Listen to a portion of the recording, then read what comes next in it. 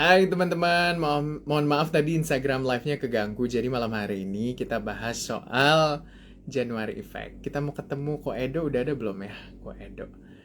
Oke, udah ada. Coba ya, Edo. Aku undang dulu ya, Ko Edo malam hari ini. Oke. Nah, udah ada belum ya Ko Edo malam hari ini? Kita tuh bahas soal market. Tadi tuh sinyalnya agak jelek. Mohon maaf. Oke, udah ada nih Ko Edo. Ko Edo, selamat malam.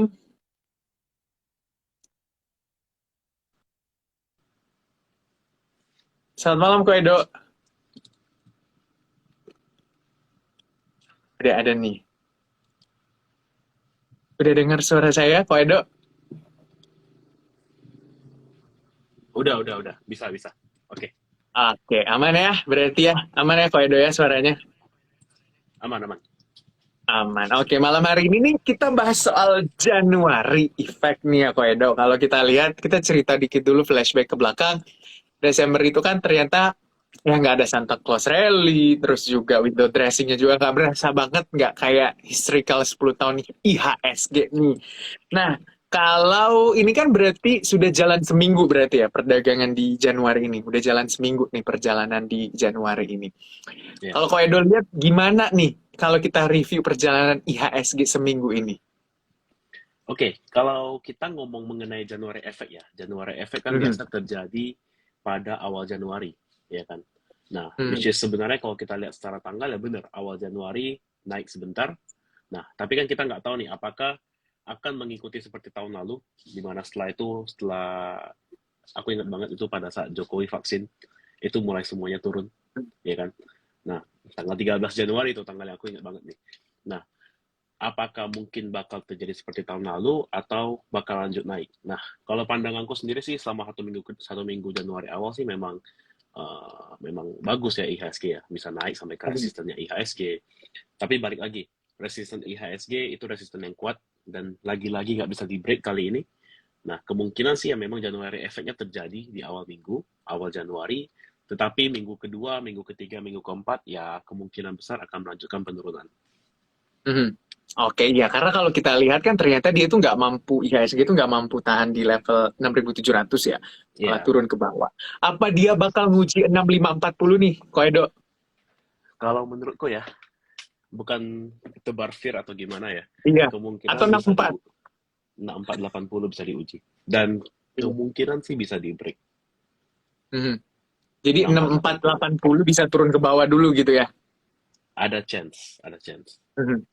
Apa sih sebenarnya Koedo, kalau Koedo lihat apakah memang secara teknikal karena IHSG nggak mampu nembus level 6.700 atau memang sentimennya itu lagi kurang baik, apalagi kalau kita lihat kan The Fed lagi mau naikin suku bunga nih Koedo. Jadi memang Ya. secara global juga lagi nggak bagus nih sentimennya. Oke, kalau kita ngomong secara fundamental mungkin ada beberapa alasan. Yang pertama kasus Omicron yang makin naik setiap hari ya. Dan Hmm. kita harus expect adanya beberapa kasus varian baru itu pasti bakal terjadi juga. Terus juga kalau kita ngomong secara US ya, US Treasury yield naik terus ya, ada kemungkinan ada Hmm. capital outflow dari emerging market ya. Terus juga kalau kita mau ngomong mengenai suku bunga, sebenarnya kalau suku bunga aku pribadi sih bukan sesuatu hal yang besar. Karena kalau Hmm. suku bunga, kita mau ngomong soal suku bunga, menurutku harga sekarang udah terprice in dengan suku bunga yang rencananya bakal naik. Karena kan itu udah Hmm. berita lama, bukan berita yang Hmm. tiba-tiba muncul gitu. Tetapi kalau kita lihat secara teknikal, memang sebuah saham itu bisa naik ketika dia udah membentuk base yang kuat, pertama itu. Dan yang kedua, ketika mereka memang udah mempunyai power untuk naik. Ya, terutama Hmm. kita lihat kita ngomong secara teknikal ya, nggak ada sebut secara bandar ya. Jadi kalau misalnya sebuah saham udah coba tembus resisten beberapa kali nggak berhasil, ya kemungkinan mereka perlu turun dulu, isi tenaga, baru bisa naik lebih tinggi. Ya, jadi Hmm. kalau kita lihat IHSG sih memang powernya nggak ada ya. Tiap kali naik itu anggapannya kayak mereka bisa full speed, mereka bisa hajar penuh, tapi mereka hanya keluarin tenaga 30%, 40%, 30%, 40%. Jadi Hmm. ujung-ujungnya tuh nggak pernah berhasil naik ke atas gitu. Hmm. Mhm.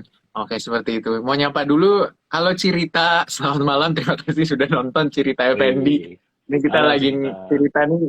panutan kita semua nih cerita. Selamat malam. Buat teman-teman juga, buat yang mau nanya soal January Effect atau mungkin punya saham yang pengen ditanyain nih nasibnya seperti apa pergerakannya, boleh ada di kolom Q&A nanti.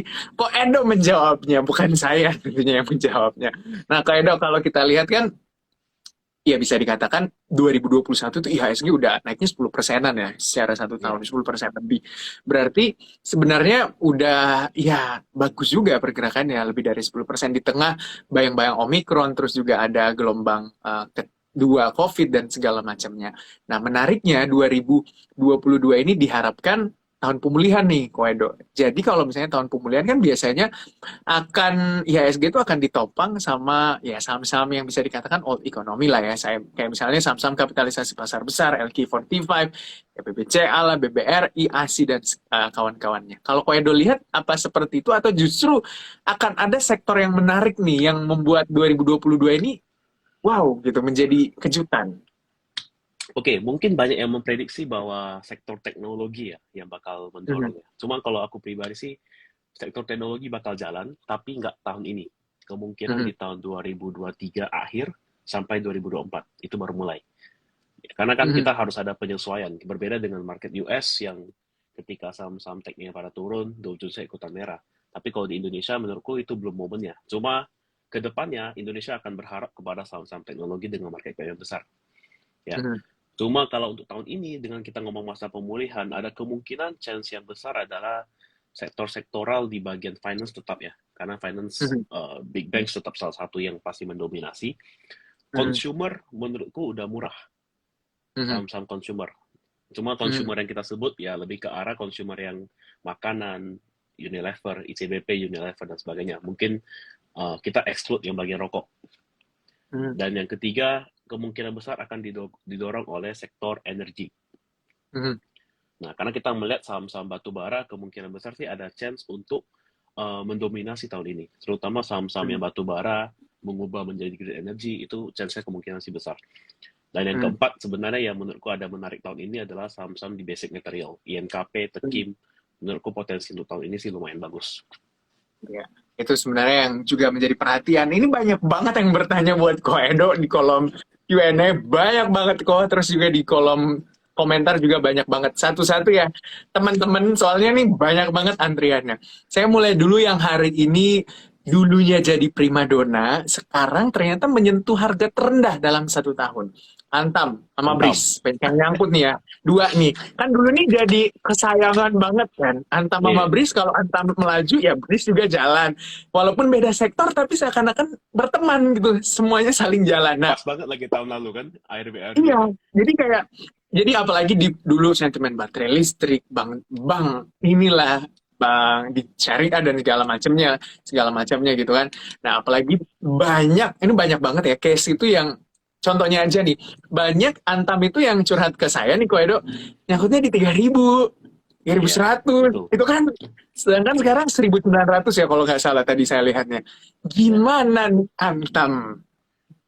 Oke, kalau Antam kita lihat ada sebuah berita yang keluar hari ini ya, yang kena Hmm, gugatannya. Dan tahun lalu juga hmm, sepertinya ada berita yang agak mirip gugatan juga. Jadi menurutku ini ada sebuah panic selling di Antam. Dan mungkin hmm, ada beberapa rumor-rumor di luar sana yang mungkin belum bisa disebut karena kan harus tunggu official news-nya keluar ya hmm. mengenai berita Antam. Cuma sebenarnya aku pribadi justru Antam yang turun sekarang adalah sebuah momen yang bagus sebenarnya. Iya, Karena iya benar. menurutku dari harga nikel yang terus naik, saham-saham Antam, saham-saham seperti Antam, Inco, Tins itu sebenarnya cenderung agak lagging. Jadi Hmm, ya Antamnya turun sebenarnya kalau untuk yang kalian yang mau beli buy on weakness sebenarnya saat-saat yang bagus, terutama kalau bisa hmm, misalnya bisa dapat di level 1750 itu sebenarnya lumayan oke. Nah, hmm, cuma bagi yang nyangkut gimana nih? Pasti pertanyaan gitu. Yang nyangkut gimana? Oke, kalau yang nyangkut tergantung porsi kalian. Gini, karena kalau hmm, misalnya memang kalian tujuannya untuk invest, ya oke. Memang percaya pada perusahaan seperti Antam, memang percaya pada prospek nikel ke depannya, silakan di average down. Menurutku harga-harga sekarang sih udah lumayan oke untuk di average down. Kalau hmm. yang bertujuan untuk jangka panjang. Tapi kalau kalian ngomongnya mau trading, ya ngomongnya mau trading, kenapa pusingnya baru sekarang gitu? Ya, Itu pertanyaannya. benar. Harusnya pusingnya kemarin, waktu kemarin udah break di sekitar 2680, itu udah mulai lepas aja gitu. Iya. Nah, balik lagi, Hmm. tujuan kalian beli Antamnya buat apa? Apakah Iya. memang percaya dengan prospek nikel? Apakah kalian yakin bahwa nikel menjadi salah satu yang mendominasi? Yang sebenarnya saya sendiri juga yakin ya, nikel menjadi Hmm. salah satu yang dominasi ke depannya. Tapi ya berapa lama kita nggak tahu, bagaimana cara berjalannya kita nggak tahu. Ya balik lagi, tujuan kalian beli itu apa? Apakah memang Hmm. eh, kalau misalkan cuma ikut-ikutan, ya yang kalian ikutin tuh mereka udah keluar belum? Itu pertanyaannya. Kalau mereka udah keluar, kalian ditinggalin dong berarti. Ini kok sebenarnya jujur ya, itu banyak banget teman-teman yang ngechat atau DM aku tuh kadang bingung beli saham itu nggak punya plan nih kok. Jadi ibaratnya beli aja dulu, ntar plannya baru diatur. Itu kan sebenarnya nggak boleh juga. Apalagi yang nggak Hmm. tahu ini mau buat tradingin long term atau medium gitu.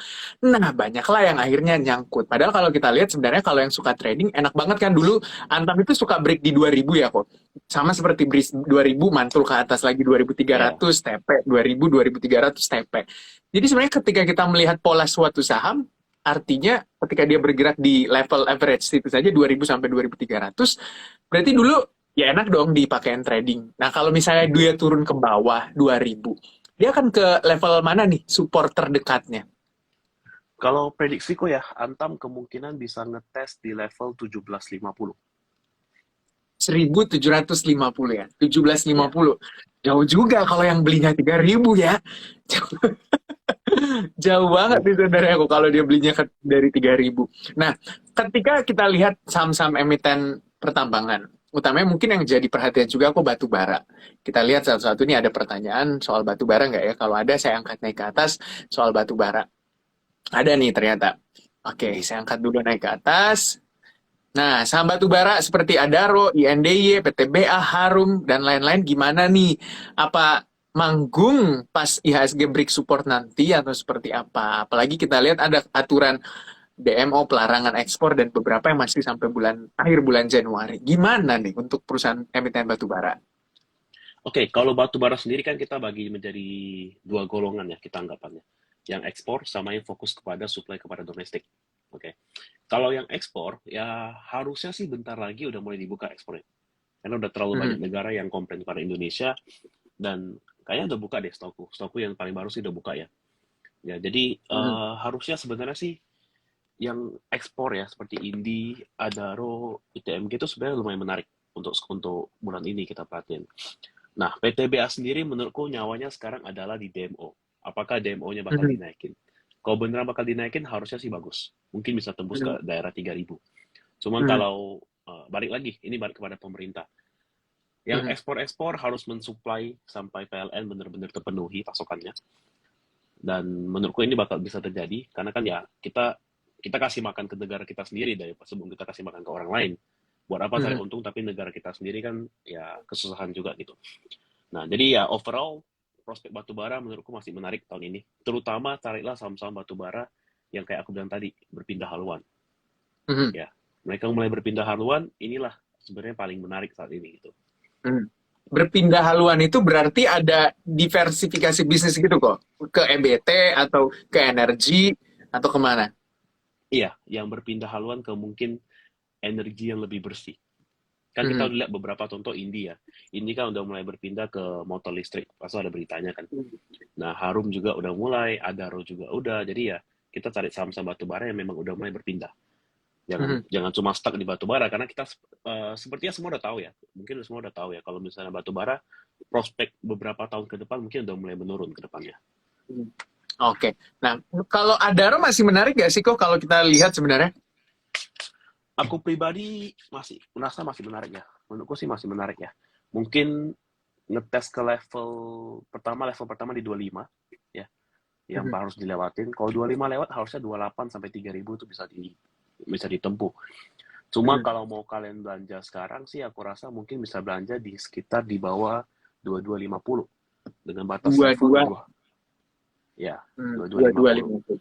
Berarti Dengan kalau dibanding ini kok, emiten-emiten batubara, INDY, terus juga Adaro, PTBA, dan beberapa emiten Harum juga, Koedo lebih prefer ya, lebih prefernya itu melihatnya yang punya outlook lebih baik di antara batubara ini yang mana? ada 3. Adaro, Mhm. Harum, Indi. Adaro, Harum, Indi.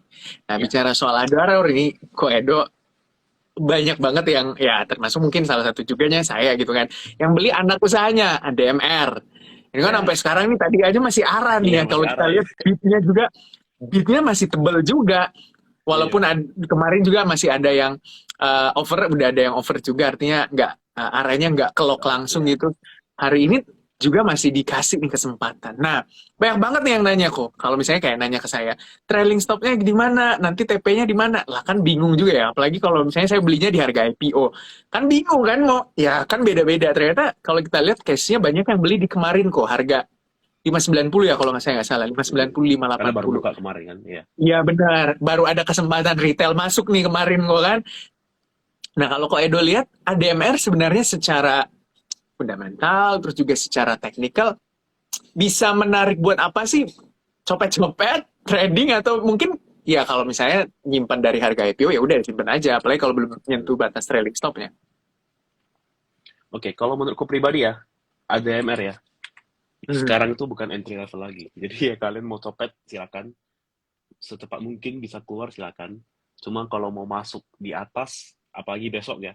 Kalau besok arah kan berarti di sekitar level 925 atau 930. Nah, Hmm. menurutku level segitu ya, kalau bisa sih jangan masuk. Karena Hmm. kayak yang udah arah-arah begini, kalau misal dia mau turun, mau ARB juga bisa sadis. Kita nggak Hmm. kerasa pelan-pelan 7% kekikis juga lama-lama. Nah, jadi Hmm. untuk trading oke, untuk swing hati-hati ya. Hmm. Kalau besok masuk di arah, saranku no, saranku Hmm. jangan. Kalau menurutku ya paling maksimal arah satu kali dua kali menurutku ya. Kecuali memang bisa Hmm. gila sampai sampai ke level 1200 ya luar biasa sebenarnya Adaro. Nah, kalau yang dapat di harga IPO sih ya nggak perlu pusing lah, dia ARB sekali juga kalian cuma kurang 7%. Udah berapa ratus Benar. persen kan? Iya. Kayaknya ARB 5 kali cuma 35% kok. Sementara belinya udah 600% nih kalau beli dari harga Betul, IPO. iya. Jadi jadi itulah sebenarnya yang bedakan orang beli di harga IPO dengan yang baru masuk kemarin ya Hmm, kok. Jadi sebenarnya ya. banyak yang nanya mau stop lossnya di mana? Ya beda-beda deh orang gitu kan. Bener nggak kok? Betul, betul. Aku pribadi jujur ya, Adaro, ADMR aku udah cabut kemarin. Mhm. Kemarin Tuh, pas Koedo arahnya udah cabut. kebuka, Mhm. aku udah jual. Kenapa ya? Mhm. Aku ngerasa kalau memang dia Udah mau cukup arah lah ya. sekali, iya udah cukup lah, udah ya bersyukur lah udah tahun segitu kan. Dan Iya. kalau dia memang mau arah lagi, ya kalau dia memang mau arah lagi ya seharusnya ya nggak kebuka kemarin gitu. Hmm. Harusnya kemarin nggak kebuka. Cuma hari ini masih kemarin kebuka, ya udah aku decide buka arah, oke tabur aja. Toh udah berapa Mhm. ratus persen ya syukurilah kita masih cuan daripada malah rugi kan. Benar. Hari ini juga kebuka arahnya kan. Ada beberapa Iya, saat kebuka dan ya kalau ada yang ngejual berarti ya memang udah saatnya mereka merealisasikan keuntungan gitu. Tapi ini ada yang nanya juga tadi di bawah, di komen tuh, kenapa UMA terus nggak suspend? Kalau suspend itu bukan urusan kita, urusan iya. bursa efek guys.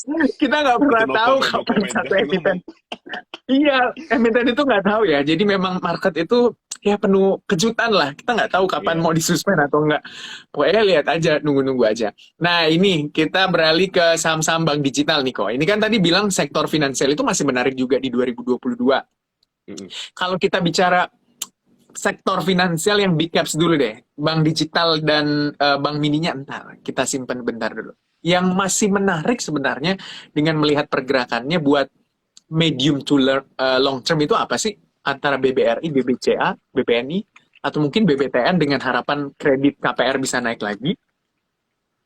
Kalau aku pribadi yang tertarik ya, itu di Mhm. BBRI. Mhm. BBRI dan BBNI. Sisanya ya Mhm. mungkin nggak kemana-mana.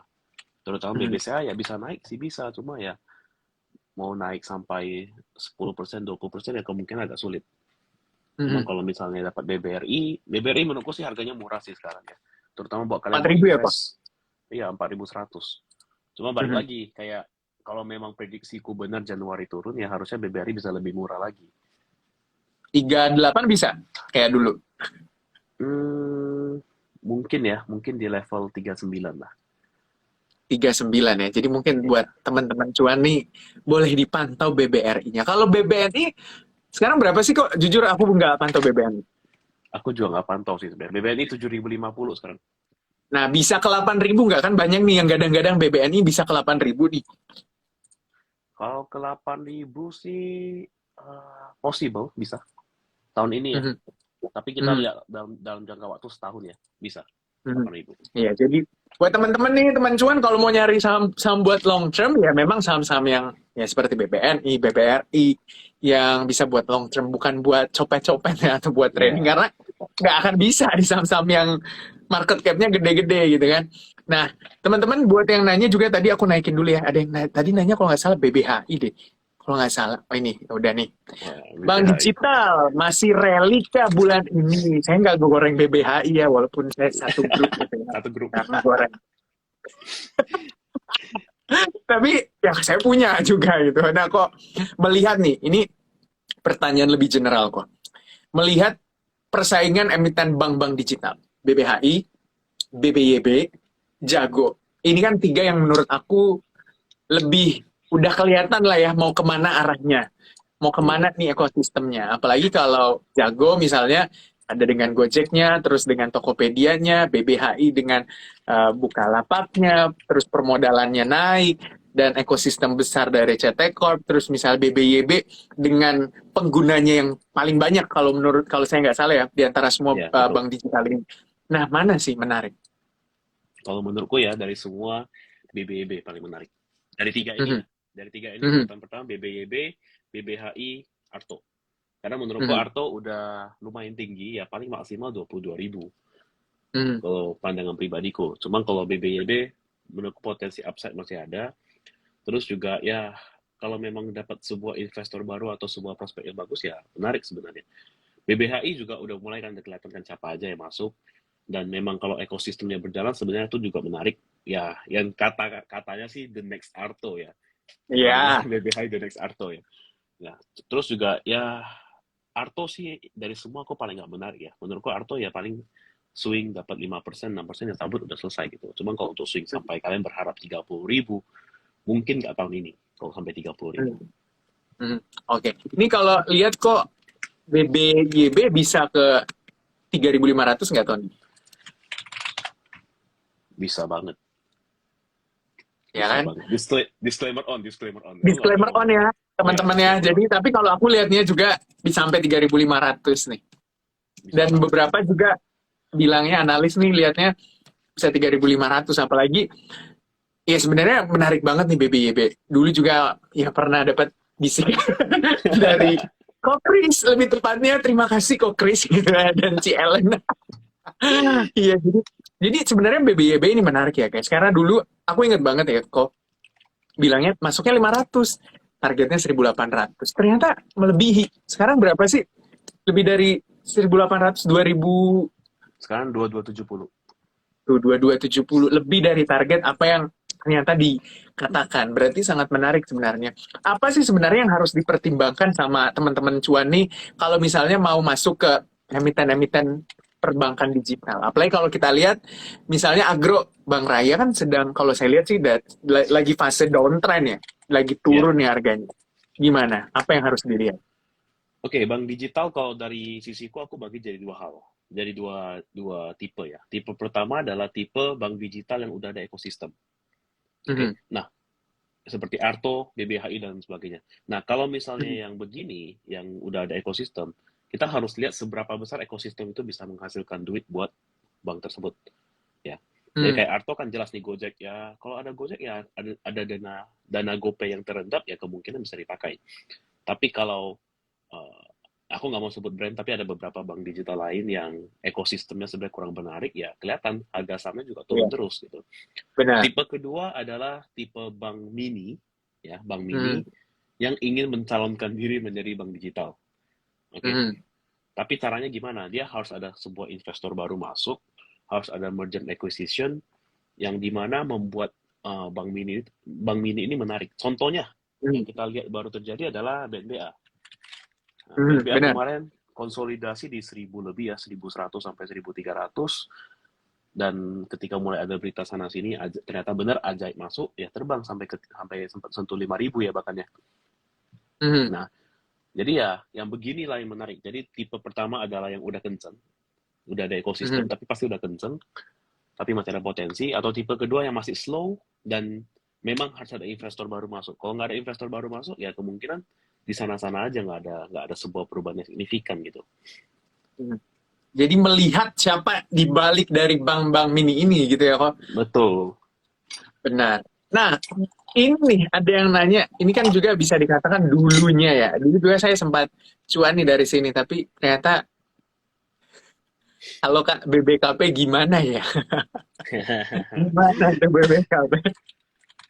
Ternyata Oke, dulu harapannya setelah Kukmin masuk, bisa 1.000 langsung ya. kadang diinin kok apa namanya dimain-mainin masa malu sama BBYB BBYB aja Iya. bisa 2.000 BBKP kok nggak bisa nih ternyata ya sayang sekali saudara-saudara dia ternyata nggak mampu menunjukkan tajinya gitu gimana nih BBKP kok. Oke, BBKP kalau secara fundamental prospek itu bagus. Hmm. Tapi balik lagi, seberapa cepat Kokmin mau apply sistem digitalisasi mereka di Indonesia? Karena kalau aku pernah cek Google, aku pernah nonton YouTube tentang bank digital Kokmin di Korea, dan itu luar Hmm. biasa. Memang Benar. fiturnya canggih, fiturnya bagus. Tapi balik lagi, BBKP ini kan sering bermasalah dengan pemilik lama, ya kan, Hmm. dengan Bosowa. Benar. Nah, memang sekarang udah kelar, cuma ya pelan-pelan pasti masih harus ada pembuangan barang sampai ada titik entry. Kalau menurutku sih BBKP bakal menarik di sekitar 240. Ya, Hmm. dikit lagi sih, dikit lagi 240. Dan kalau memang ambil di daerah sana ya secara resiko trading kecil. Tapi kalau kayak Ya. mau invest atau bukan, atau mungkin kita ngomongnya jangka panjang ya, ya menarik sebenarnya ke depannya. Cuma balik lagi, kita nggak tahu berapa lama dia bakal jalan. Kalau aku sih Ya. prefer kalau kayak mau jangka panjang ya tunggu dia beneran ada reversal, baru masuk. Jangan buru-buru. Hmm. Ya. Ya, jadi kalau Tunggu dulu. technical ya, technical 240 sih oke sih. Oke, 240 secara technical disclaimer on. Saya mau nyapa juga. Hai, Mincu waktunya beli saham. Terima kasih sudah bergabung. Ini tim saya nih, waktunya beli saham. Terima kasih. Semangat terus Halo, ya, halo. BBM. Nah, kok ini kan kita bicara soal supply chain. Nah, ini kan menarik juga nih. Soal emiten-emiten yang bergerak di bidang shipping. Kan ada beberapa Hmm. kan yang bergerak di bidang shipping. Mana ya tadi pertanyaannya saking banyaknya ini bingung mana nih pertanyaan yang di bidang shipping. Tadi ada kayaknya di kolom komentar. SMDR misalnya terus apalagi yang shipping ya? Temas. Lemas, lemas. Temas, Semoga nggak temas. lemas ya. Temas ya, temas gitu ya. Ya. Nah, gimana nih kalau emiten-emiten shipping? Oke, shipping, karena aku ada di dunia shipping juga, aku ada satu bisnis di dunia shipping. Jadi aku Mhm, lumayan ngerti kenapa mereka bisa naik harganya sekarang. Yang menurutku mhm, sebenarnya wajar. Karena memang kita mhm, perhatiin ketersediaan kontainer berkurang. Ya, kan mhm, shipping kan ada beberapa tipe ya, yang angkut angkut batu bara ataupun angkut kargo ya. Nah, mhm. kalau kayak tema sendiri, sebenarnya salah satu saham andalanku juga kemarin si Ellen juga dapat harusnya. Dalam berapa hari tiba-tiba 50% aja dia dapat. Nah, jadi Temas ini memang shipping itu memang kita perhatiin sesuatu yang bakal selalu dibutuhkan sampai kapanpun. Mhm, Karena kan kita mau gimana pun, mau kasus COVID terjadi, nggak ada COVID sekalipun, pengiriman barang mau nggak mau harus ada. Itu. mhm, Ya, jadi prospek tahun ini masih bakal berjalan. Ya, masih bakal berjalan. Biasa tuh bakal terjadi sih setelah semester kedua tuh biasa kenceng. Ya. mhm, Jadi tapi balik lagi nih, shipping ini banyak di kita ngomong sektor transportasi ya, sektor yang perkapalan ya. Itu banyak saham-saham yang aneh yang mhm. cenderung terlalu volatil. Kalau ada third liner, ini fourth liner baik keempat Iya. terlalu Kayak volatil. kalau Bull gimana tuh? Bull, Nelly, itu kan juga shipping ya. Bull Buana Lintas Laut kalau nggak salah. Nelly itu pelayaran Nusantara ya kalau nggak salah. Karena memang kalau kita lihat juga harga shipping kan lagi naik ya kok. Karena Itu mungkin ya. ya ada gangguan rantai pasok gitu. Gimana nih? Berarti cukup menarik ya kalau di emiten-emiten shipping berarti yang paling menarik menurut Ko Edo adalah Temas. Sebenarnya Temas menarik, cuma ya Mhm. balik lagi masih di pemantauan. Ya. Masih di pemantauan. Jadi ya kita nggak bisa komen banyak lah kalau soal pemantauan. Ya kan balik lagi Oke, kepada masih. bursa efek. Cuma yang selain Temas, kita kan aku di sini nggak bisa ngomong yang mungkin agak volatil ya, agak volatil Mhm. ya. Jadi ngomong yang agak gede aja secara perusahaan ya mungkin SMDR menarik. Mhm. SMDR menarik. Dan ada satu sih yang lumayan murah sebenarnya Soci. Oh Soci juga iya. oke. Cuma baik lagi Soci ini juga lagi downtrend. Ya, aku sih berharap bisa buy on weakness di 180 sih, Soci, Mhm, sebelum mhm, bisa naik lagi. Cuman kalau kayak Bull ada yang aneh dengan Bull sebenarnya. Kalau kita lihat volumenya gede banget, terus ada satu broker yang selalu akum, ya kita nggak tahu apa tujuannya. Jadi aku sih skip untuk mhm. Bull. Jadi ya lebih ke Oke. saham-saham yang memang mungkin bisa bergerak. Kalau kayak Nelly, sebenarnya oke, tapi hanya untuk trading jangka pendek. Jangan di hold Mhm. sampai sebulan. Kalau nyangkut, kalau memang loss ya CL, jangan ditahan terus. Ya, apalagi kalau yang third liner, ya, kok ya karena kan volatilitasnya sangat tinggi. Jadi benar-benar Iya. plannya itu harus benar-benar mantap nih sebelum masuk beli saham itu. Oke, saya jawab dulu ya. Kok ini ada pertanyaan dari Ari Deni. Kalau persyaratan join JUC, oh gampang gitu. Karena saya sama Ko Edo Seratus. bersama gitu kan. Jangan lupa kode AO-nya 277 boleh DM saya. Nanti kita ngomong aja di DM ya buat Mas Ari Deni. Ntar saya kasih tahu. Gampang banget. Tinggal telepon Badina aja. WhatsApp semuanya jadi. Nggak ada yang nggak jadi gitu. Beres kalau itu. Oke, kita jawab dulu pertanyaan lagi. Nah ini nih kok. Wih, banyak banget sekali bertanya. Banyak nih. Nih.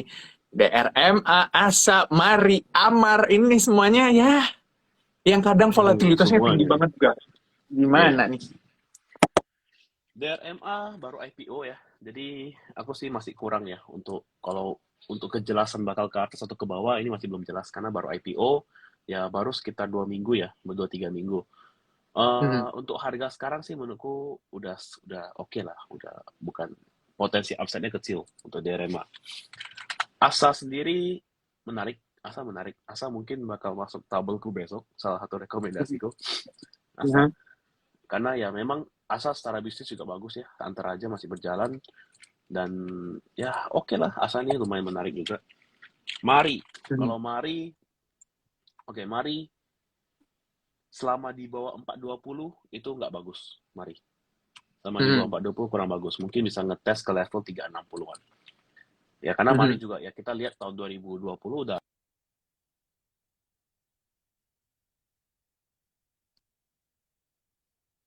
Udah ngegas banget gitu ya. Mari ini.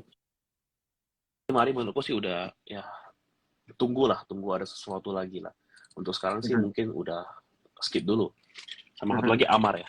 Amar saya gandengin sama BGTG ya, kok soalnya dia kayak sahabatan sering naik bareng gitu.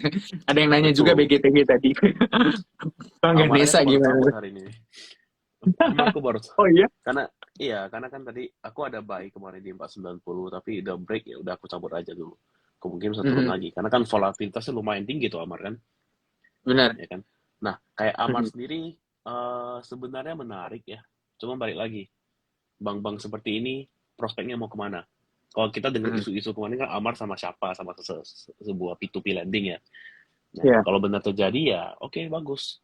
Kita tinggal lihat Mhm. dia mau dibeli di harga berapa dan sebagainya. Menarik. Cuman kalau untuk trading ya kemungkinan bisa tampung di sekitar 460 dibandingkan level Mhm. sekarang terlalu buru-buru. Kalau BG3 sendiri, nah BG3 sendiri mungkin agak tersendak sama adanya right issue. Mhm. Adanya right issue. Karena right issue yang mereka punya hanya untuk penambahan modal, bukan suatu right issue yang kayak BNBA kemarin ada investor baru yang masuk. Jadi ya Mhm. kemungkinan nggak kemana-mana, mungkin di sana-sana aja gitu. Oke. Nah, kok ini menarik sebenarnya melihat 2022 ini kan harapannya juga sektor properti bangkit nih kok. Yang selama Iya, ini ternyata ya tidur-tidur gitu-gitu aja nih sektor properti. Berarti juga akan berdampak terhadap emiten properti, BSDE, SMRA, PLN, terus ya banyak lah ya emiten-emiten properti tentu berdampak juga sama BBTN. Kan kalau hmm. properti naik biasanya BBTN juga ikut naik. Gimana nih emiten properti? Properti salah satu andalan di tahun ini sebenarnya. Mhm. Karena menurutku juga sama kayak consumer ya, udah terlalu murah untuk diabaikan. Nah, cuma Mhm. balik lagi, seberapa kuat kalian tahan saham properti itu? Bisa jadi dia Mhm. nggak gerak selama 1 bulan, 2 bulan, seberapa kuat kalian tahan. Cuma kalau Mhm. saham-saham properti seperti BSDE, SMRA, ya sebenarnya ini udah level-level yang cenderung kita bisa ngomong murah Mhm. ya untuk saham-saham properti ini. Nah, tapi Mhm. balik lagi, properti itu kan bakal berjalan ketika ekonomi kita berjalan, ya kan? Benar. Ekonomi berjalan, retail mulai naik, dan baru properti yang bisa mulai naik. Nah, butuh waktu untuk bisa memproses semua ini. Nggak bisa sekali jalan Mhm. langsung. Wah, kasus COVID turun, properti mulai lancar. Nggak semudah itu. Iya Ya, benar. memang penjualan sih masih ada, penjualan masih masih oke. Cuma ya kalau kita mau ngomong balik ke level semula kayak dulu, ya kita butuh ekonomi kita pulih dulu sebelumnya. Tapi untuk Kalau 2022 properti salah satu yang menarik. kalau lihat yang paling menarik apa nih kok? BSD, APLN atau apa? Karena kan dulu juga saya pernah lihat di tabel nih APLN pernah ngikutin cuan juga nih. Kalau menurut Ko Edo gimana nih? Kalau menurutku yang paling menarik ya dari semua properti ya BSD. BSD. Ya. Di level berapa nih yang bisa kepantau-pantau untuk BSD kok? Oke, untuk trading ada sebuah support yang kuat di 995. Ini kita Mhm. sekarang kan di 1000 kan, sekarang di 1000. Untuk trading bisa di sini.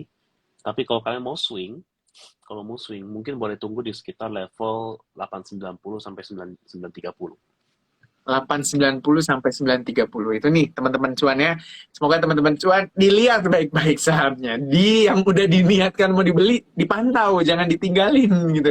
Ya supaya dapat average-nya bagus gitu kan kok, nggak selalu ketinggalan kereta gitu. Kalau udah ketinggalan jangan dipaksain. Bener nggak kok? Apalagi kalau udah Betul. terlalu tinggi. Nah, itu tuh biasanya banyak yang cut loss. Nah, ini pertanyaan selanjutnya ini menarik sebenarnya untuk sektor menara juga ya, kok. Karena apalagi MTEL nih sebagai salah satu pendatang baru juga market share-nya juga besar juga nih buat MTEL. Kalau Ko Edo lihat gimana?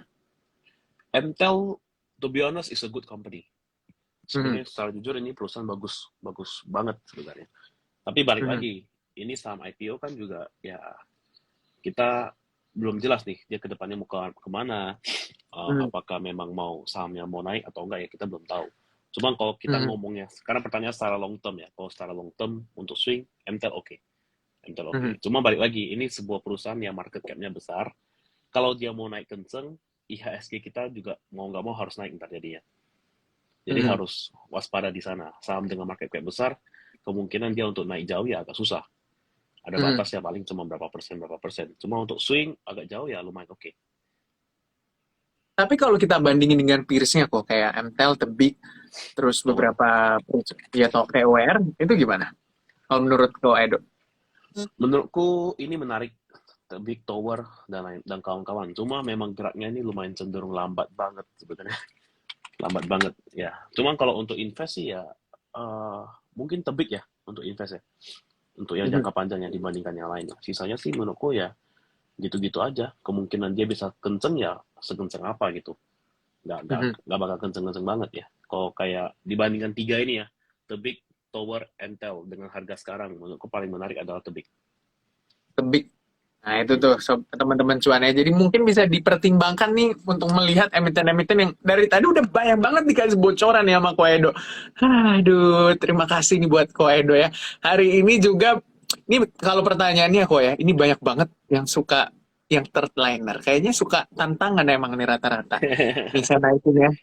Yang ini nih yang suka third liner. RBMS, Truk, Pura, MTEL-nya udah kejawab. Gitu. Saya sih ya Aduh. buat gimana nih buat yang suka gorengan kriuk-kriuk gitu. RBMS, truk, aku nggak mau sebut karena memang ada seseorang di dalam. Oke. Ada Lord Van de Pak. Iya. Kayaknya Jadi harus ya, trading di BI deh kok kan kelihatan tuh siapa iya ada, kemarin kan iya sempat ada sempat kode-kodenya heboh dia. kan kelihatan siapa di Broksumnya. Kalau teman-teman mau pergi aja sekalian. Tapi tadi Yuda baru post, nggak ada kode brokernya katanya. Iya karena Yuda di papan yang sini kok harusnya Yuda itu di papan yang sebelah sini deh kalau nggak salah. Kalau saya nggak salah ya ada dua Oh, papan itu. Seingat saya ada dua papan di kiri dan kanan sini itu. Kayaknya Yuda harus melihat yang lain. Nah kalau Pura, Pura gimana nih? oke, Pura sebenarnya Pura ya, kalau kita ngomong secara pusatnya juga bagus sebenarnya. Hmm, Cuma memang banyak dosa-dosa lama di Pura yang bikin harga Pura ini kalau mau naik susah. hmm, Ya, jadi kelihatan banyak yang nyangkut di Pura. Tiap kali naik pasti ada aja yang buangin. Pura sendiri sih aku rasa masih di entry point-nya. Kalau kalian mau masuk sekarang masih oke, masih menarik. hmm, Masih, ya balik lagi, ini short term trading. Jangan di hold beberapa bulan, nggak usah. Untuk trading, copet ambil 3-4% dalam sehari ya masih possible sebenarnya untuk Pura. Dan level-level sekarang sih ya masih oke kok untuk Pura. hmm. Oke. Selamat malam buat Cici Ellen lagi nonton. Hai Cici, terima kasih Hai sudah Cici nonton. Besok juga Ellen. Cici Ellen. Besok juga Cici Ellen nih mau live IG nih teman-teman cuan. Jangan lupa ya di Instagram live-nya Cisa Utama COC. gitu ya. Jadi dinonton CUC ya. Karena Cici Ellen bisa mau live IG. Kita lebih general lagi nih kok. Kira-kira IHSG paling bonyoknya kapan? Wah, nanya yang bonyok berarti ini siap-siap serok nih kayaknya kalau nanya IHSG bonyok. Yang udah punya blue chip dari tahun lalu perlu TP sekarang nggak? Gitu. Paling bonyok kemungkinan di minggu depan. Minggu depan ya. Level 64 berarti ya. 6480 ya kok. Ya, kemungkinan sih minggu ini bisa ngetes ke 6570, 6580. Minggu depan mungkin bisa lumayan dalam. Mhm. Jadi kalau misalnya terjadi koreksi gitu, teman-teman harus gimana nih positioningnya? Apalagi yang ya mungkin yang untuk beli blue chip dari tahun lalu nih, mungkin udah cuan juga. Kalau menurutku ya, kalau memang kalian belinya dari harga bawah di tahun lalu, terutama kalau misalnya beli 2020 ya, di harga bener-bener bawah, ketika turun ya jangan dijual di Hmm. average down. Dengan syarat apa? Perusahaannya memang perusahaan yang bagus. Kalau misalkan Hmm. dapat BCA di harga dulu ya, dulu kan berarti di sekitar 20.000 ya, 22.000, 25.000 tanpa stock split ya. Mhm. Kalau memang average kalian di segitu ya jangan dibuang, sayang. Karena memang BCA prospek ke depan masih oke untuk bisa naik lagi. Benar. Ya, cuma kalau misalnya kalian dapatnya di harga-harga baru-baru ini, kalau memang break support, saranku cabut dulu. Jangan Mhm. terus di hold. Karena ya Oke. mendingan kita kalau sekarang tampung lagi di bawah daripada ya ikutan turun. Nanti waktu naik nggak dapat enaknya sama sekali. Benar, benar. Ini ada yang komen main gorengan is my way. Kirain it's my dream gitu. Jadi Barusan. berarti ya kalau itu jalan kamu, jalan ninja kamu nih ya Lord Bling Blinks gitu buat cuan nggak apa-apa asal kamu cuan jangan sampai boncos gitu ya. Nah ini yang soal friend. Ini kan ibaratnya friend ini sebenarnya secara fundamental sudah mulai baik juga ya kok ya kalau kita lihat. Apalagi peta persaingan buat eh, apa namanya provider-provider, misalnya Indosat sama Uridu akhirnya merger, terus Telkom, TLKM ya ditopang oleh Telkomselnya tentunya. Nah, gimana tuh buat friend ini? Oke, friend kemungkinan sih agak lambat ya. Karena kalau friend kita mau lihat secara cepat sih, memang harus menunggu benar-benar laporan keuangan friend itu menghasilkan sesuatu yang profit. Ya, Hmm. profitable sih memang udah mulai ya, udah mulai. Cuma kan belum konsisten. Jadi kan kita menunggu di mana friend tuh selama 1 tahun, 2 tahun udah konsisten. Baru kita bisa consider friend sebagai salah satu kita ngomong pesaing ya. Dan kemarin Mhm. juga kalau isu merger sama Excel belum terlalu jelas juga kan berbeda sama Indosat sama Tri yang udah deal ya. Namanya sekarang udah jadi Oredo Hutchinson udah berbeda. Nah, sedangkan Mhm. Friends sama Excel masih belum. Jadi kalau misalnya untuk sekarang ya, Friends sih menurutku dipakai buat trading aja. Dipakai Mhm. buat trading. Jangan dipakai buat invest terlebih dahulu. Level-level berapa sih kok harus dijaga buat friend ini? Apa 84 atau seperti apa? 84. 84. Itu 84. level Ya benar. paling jelas. Itu kalau di break sih ya udah. Baik. Mungkin ke Oke, 70-an. 84 nih harus dijaga-jaga buat teman-teman cuan. Kalau untuk Sen, ini juga kan menarik nih sebenarnya. Sen Pratama. Sen Jasmita. sih Tadi kalau nggak salah atau kemarin ya JAST naik juga kok. Kalau saya nggak salah. kemarin. Kemarin. Nah, Ya. Tapi kempes lagi kan akhirnya. iya benar-benar. Kalau Sen sendiri sih untuk sekarang belum menarik ya. Sen tuh kan kemarin memang ada isu-isu mau tender offer kan. Tapi kan Hmm. ujung-ujungnya tender offernya di harga bawah sebenarnya, di harga 200 lebih. Untuk sekarang sih menurut saya friend masih belum lah. Mungkin bisa ngetes ke 160-an ya. Hmm. Baru baru bisa menarik lagi. Cuma untuk sekarang sih ya kalau bisa sih untuk trading ya jangan jangan sentuh dulu lebih dahulu, di skip dulu aja. Oke, itu tuh saran dari Koedo. Semoga teman-teman denger ya gitu ya. Semoga dicatat-catat gitu biar punya panduan arah memasuki market dan lihat sahamnya gitu. Ini ada yang nanya sektor konstruksi, apalagi di tengah ya bisa dikatakan emiten-emiten konstruksi itu kan rata-rata BUMN ya kok. Ya, Wika, WSKT, PTPP, terus apa lagi ya, Adikarya itu semuanya rata-rata BUMN. Di tengah ya bisa dikatakan beban keuangannya juga cukup besar, apalagi selama pandemi. Masih menarik nggak sih sebenarnya sektor konstruksi ini kok? selama dana dari pemerintah fokusnya masih ke COVID itu berat. Mhm. Secara fundamental ya, secara fundamental. Secara teknikal ya kita bisa ngomong sekarang lagi pada rebound. Wika, Mhm. PTPP lagi disupport juga. Ya, secara teknikal menarik. Cuma kalau kita ngomong secara fundamental, ya butuh waktu di mana COVID cover, dana dari pemerintah udah fokusnya Mhm. masuk ke konstruksi pembangunan di Indonesia. Itu baru menarik. Ya, untuk sekarang sih ya tetap masih trading aja dulu. Jagain tren aja. Mhm. Kalau dia udah break support, mending gak usah sentuh dulu. Oh, oke. Teman-teman tadi banyak banget yang bertanya ya kok soal BBRI. Antam itu udah kejawab ya teman-teman. Nanti kalau misalnya live ini selesai, nanti bisa diputar kembali. Soalnya udah dijawab tadi sama Ko Edo. Bris sama Antam itu bagian paling pertama. Itu jadi daging banget nih untuk live IG kita. Karena saya kasihan dan teman-teman yang masih banyak nyangkut di Bris sama Antam di harga 3.000 atas gitu kan. Jadi udah dijawab ya tadi teman-teman. Boleh dicek lagi ntar Instagram live-nya. Oke, ini tadi ada yang nanya MPX, MPO ini, ada yang nanya MPMX dan The Geek. Dan juga MPMX akan ke impact dengan ACLS nggak sih? Karena IPO kok atau karena lelang mobil gitu? ASLC ya. Eh, Terdampak sih menurutku enggak. MPMX tuh biasa memang pergerakannya bakal menarik pada masa-masa menjelang dividen. Karena kan MPMX terdengar atau terkenal sebagai perusahaan yang membagi dividen yang tinggi. Tahun lalu bisa Hmm. bagi sekitar 400%. Tahun ini kita nggak tahu dia bakal bagi berapa. Dan ya kelihatannya MPMX kan cara mainnya memang naik kenceng menjelang dividen, ARB turun terus, sideways lama, baru mulai naik lagi. Hmm. Nah, jadi untuk sekarang sih MPMX ya sebenarnya masih menarik ya, masih masih terjaga. Tapi ya balik lagi, seberapa lama kalian bisa menunggu? Untuk swing, kalian menunggu sampai ke dividen mungkin di sekitar bulan Juni untuk FMX, ya menarik. Tapi sampai ke bulan Juni, kalau bisa tahan. Kalau nggak bisa ya untuk trading, ya mungkin tunggu di sekitar 900-an lah, 965. Oke, 965 buat MPMX buat teman-teman. Tadi lupa kok saya tanya. Kalau misalnya walaupun konstruksi itu selama dananya masih di COVID, berarti kurang menarik. Tapi kalau misalnya terjadi recovery buat sektor konstruksi, Koedo punya lihat nih yang mana nih paling menarik? Wika dan PTPP.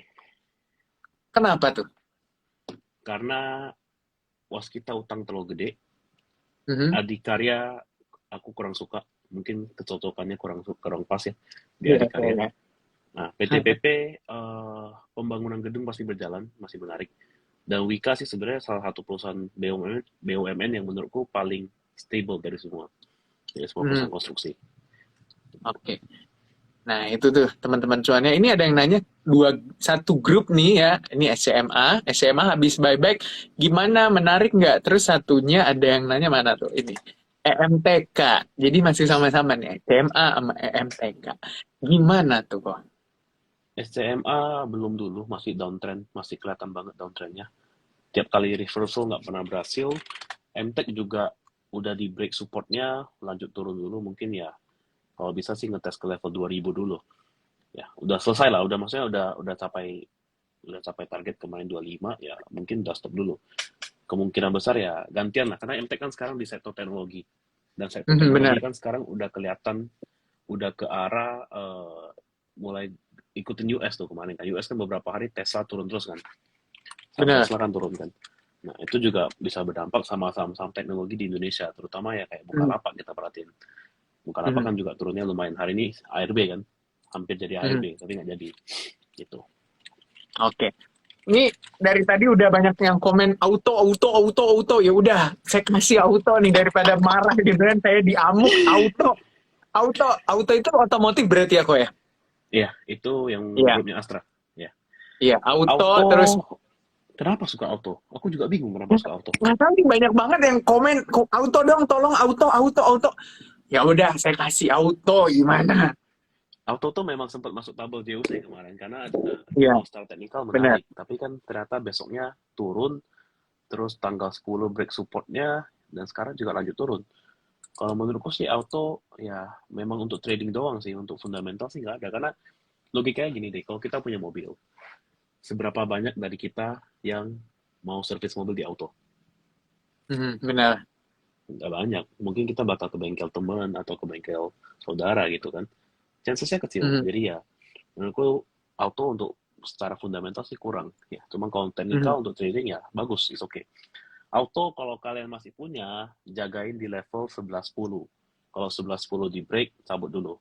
Karena ya mhm, kemungkinan bakal ngetes lagi ke level 1000.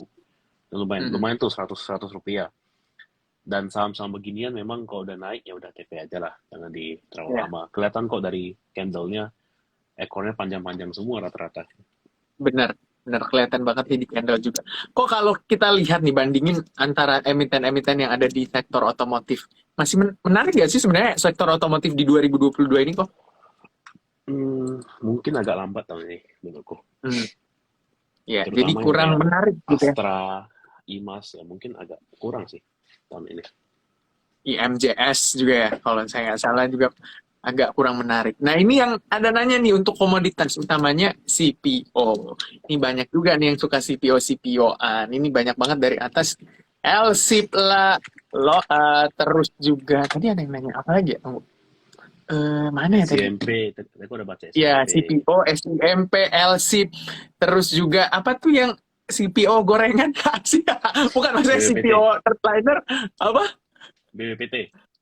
Ya BWPT itu saya suka beli tapi lupa sahamnya apa ya setelah di TP.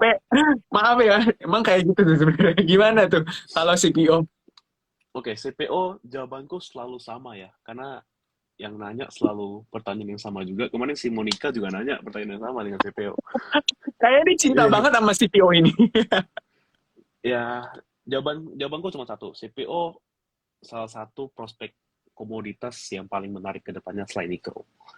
Ya, Mhm, dan sedangkan saham-saham di Indonesianya semua lagging, semua lagging. mhm, Nah, jadi ya harusnya kalau CPO ini mau jalan bisa. Cuma kalian butuh waktu. Saham yang kalian pegang misalnya LSIP ya, itu benar-benar harus sabar. Nggak bisa berharap 1 minggu jalan, 2 minggu jalan, nggak bisa. Emang harus sabar, pelan-pelan ya akan ada waktunya pasti. Jadi kalau mau mhm, swing sampai akhir tahun, kalian mau pegang CPO, ya menurutku oke. Saham-saham mhm. CPO. Nah, balik Tapi lagi ya, kalau saham megang, CPO-nya jangan salah pilih. ya, tapi kalau megang CPO-nya kok harus megang yang first linernya misalnya kayak LC, Pak Ali, atau bisa mencoba lirik yang agak kriuk-kriuk gitu. Kalau menurutku ya, kriuknya Ya, CPO nggak menarik. Nggak menarik. Kayak BPT, untuk trading cepat oke, tapi untuk di swing uh, lama enggak. Karena kan kita melihat dari sisi manajemennya juga, BPT punya benar. siapa dan sebagainya. Jadi kalau untuk swing panjang ya kita cari, sebaiknya ya kita cari perusahaan yang jelas. LSIP kan jelas punya SIMP, SMP jelas punya Mhm, Salim. Ya itu mhm, bagus untuk di hold. mhm. Terus Ali Pak juga Ali, sebenarnya oke. Cuma ya harga 9 ribuan upside-nya kecil menurutku. Jadi mungkin benar. nggak sampai ke Ali, mungkin ya paling maksimal LSIP, DSNG Iya. gitu. Kalau TAPG gimana kok? THPG sebenarnya juga oke, cuma permasalahannya tuh baru IPO, kita nggak tahu seberapa besar barang itu mau dibuang. Mhm.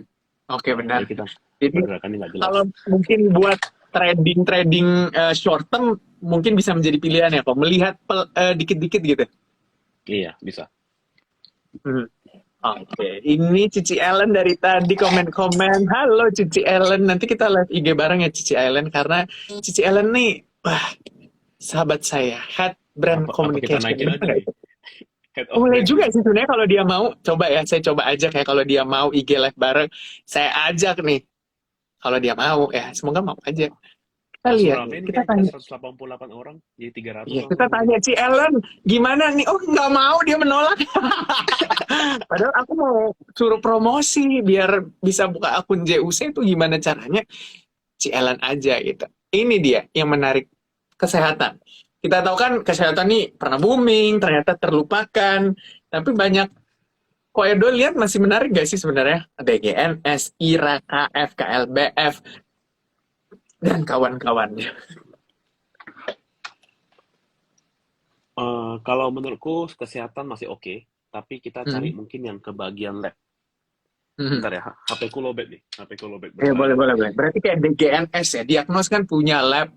Diagnos itu DGNS punya lab ditopang juga sama BMHS atau BHMS. Bunda Medik lah pokoknya si Hmm. DGNS ini. Jadi cukup menarik juga. Apalagi kan orang tuh selama pandemi ya kalau saya lihat nih teman-teman cuan. Orang itu jadi aware dengan Betul. kesehatannya. Memeriksakan kesehatan.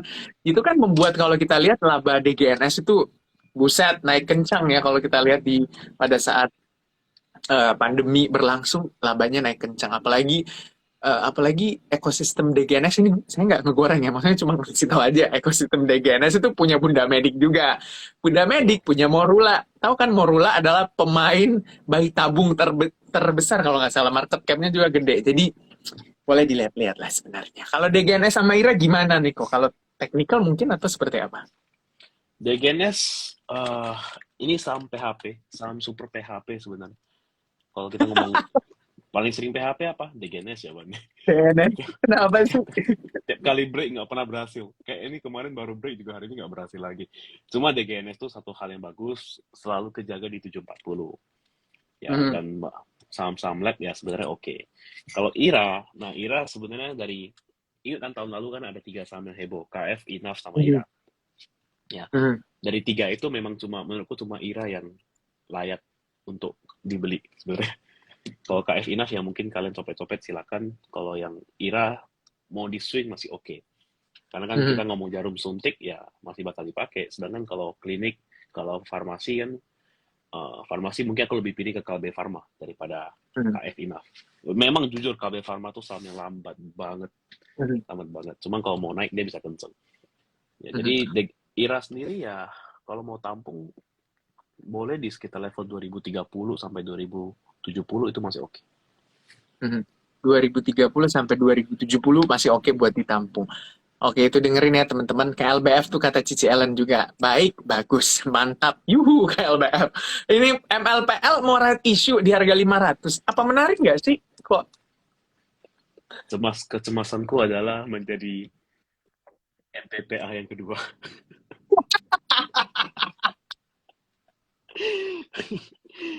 sorry to say. Cuma ya kalau memang menarik ya harusnya MLPL-nya naik dong.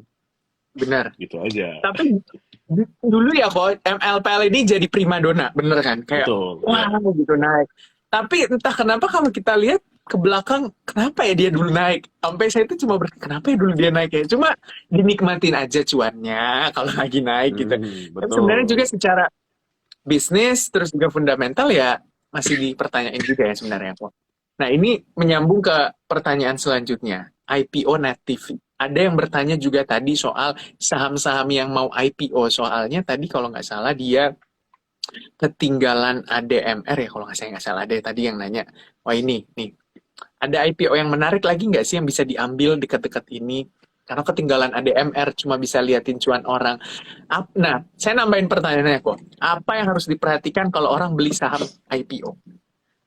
Aku minta izin nggak sebut perusahaannya ya, yang menarik ya. Karena takutnya kalau aku sebut nggak jadi naik Iya, ya bahaya beli juga. semuanya gitu kan. Ada semuanya di situ. Iya. Iya, malah nggak jadi naik kan Iya. bahaya. Ya. Kalau untuk IPO, kalian cari dulu pertama tujuan IPO-nya ngapain. Ya, kalau misalnya Hmm. beberapa perusahaan yang terlalu besar ya, market cap-nya terlalu besar, itu cenderung bakal susah naik. Kenapa? Karena kalau misalnya market cap besar, cenderung bakal berpengaruh sama IHSG kita. Hmm. Nggak mungkin karena satu saham IHSG kita bisa naik kenceng. Itu nggak permanen, itu cuma kenaikan sementara. Yang kedua, Hmm. cari dulu fungsi dananya ini buat apa. Beberapa perusahaan Hmm. IPO dengan tujuan untuk mendapatkan dana untuk bayar hutang.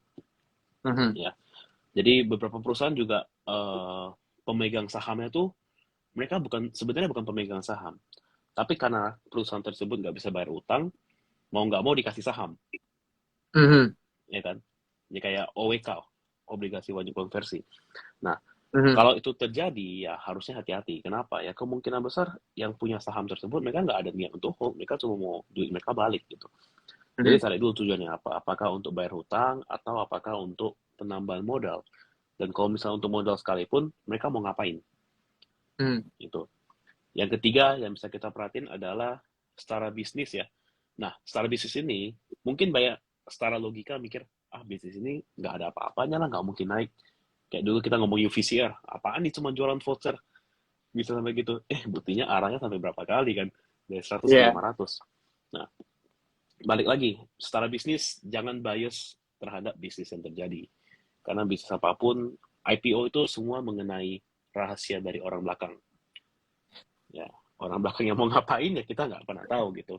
Ya, biasa yang boleh kalian cek adalah ya itu, beberapa hal yang bisa kalian cek. Cuman kalau hal-hal tambahan lagi, aku prefer nggak sebut. Karena mungkin bukan jatahku untuk sebut di sini. Iya, Apalagi kalau benar. udah sebut merek Iya. yang harusnya naik malah nggak jadi naik kan, nyangkut semua jadinya di sini.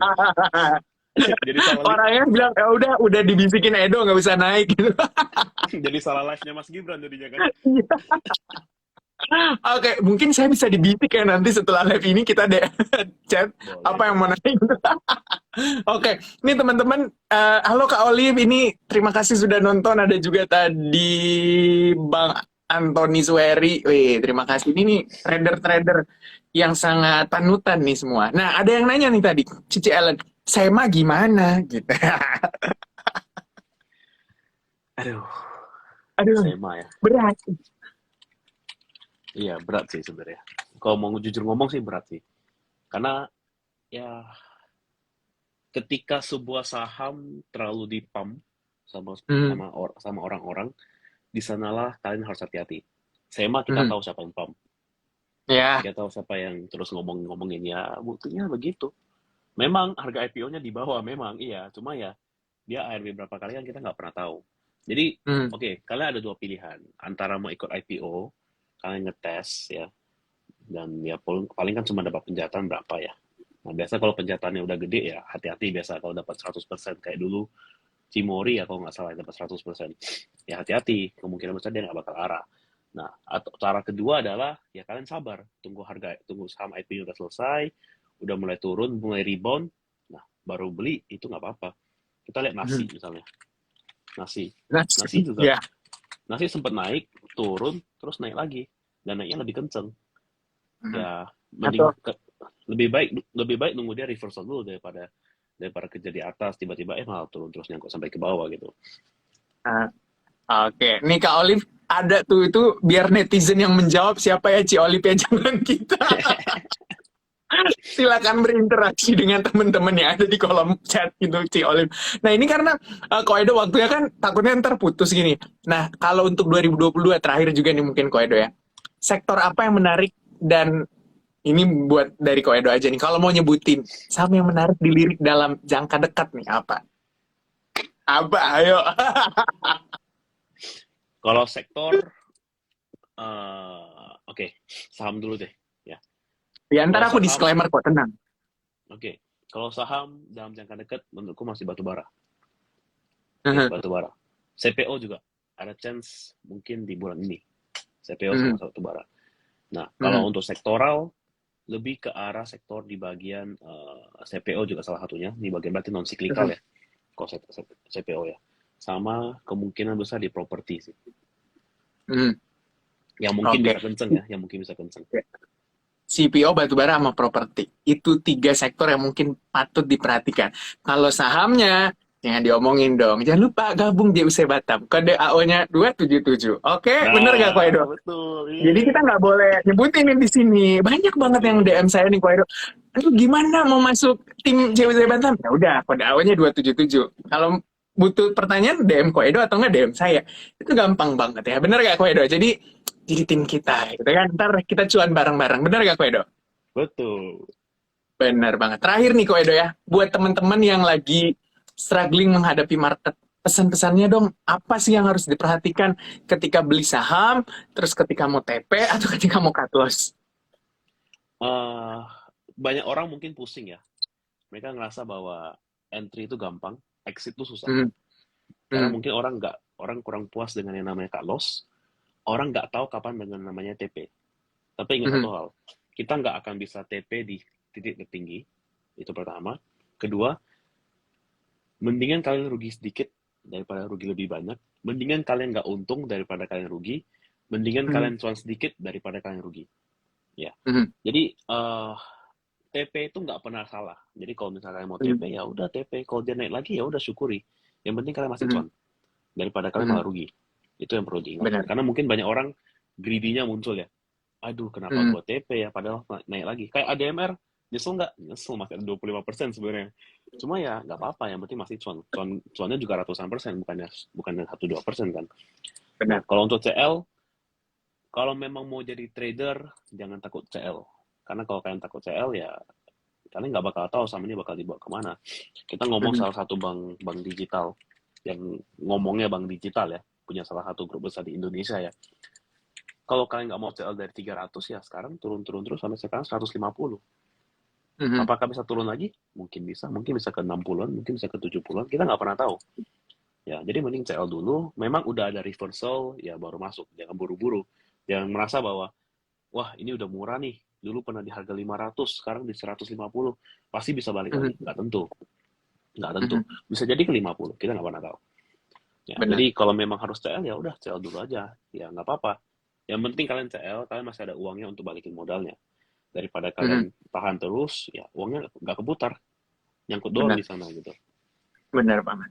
Nah, ini tadi ada yang juga memberi pesan-pesan, apa tuh? Mana ya tadi ya? Eh, Gimana kalau Porto lebih banyak CL daripada TP? Berarti Anda harus kembali lagi sebenarnya. Kalau aku sih, ya udah harus kembali dulu nih, merefresh kembali portofolio Anda. Apalagi kalau lebih banyak CL-nya daripada TP. Berarti ada yang salah gitu di cara Anda, entah trading atau swing, atau mungkin entah belinya, average-nya, mungkin ada beberapa yang harus diperbaiki. Makanya, jangan lupa Join COC. kabel sakti, JUC Batam, kabel sakti, AO 277. Ingat ya, AO-nya 277 kalau mau ya. Kalau belum jelas, DM Koedo atau enggak DM saya gitu ya. Karena ya sama, kita satu tim. Ya. Oke, Koedo, terima kasih banyak untuk waktunya di malam hari Makasih, ini. Mas. Sehat-sehat selalu tentunya. Salam buat teman-teman JUC Batam juga. Semoga kita cuan terus bersama ya, Koedo. Iya, amin. Amin, amin. Ya udah kita pamit dulu. Terima kasih teman cuan. Sampai jumpa di IG Live berikutnya. Terima kasih, Koedo. Thank you, Mas. Yo. Thank you.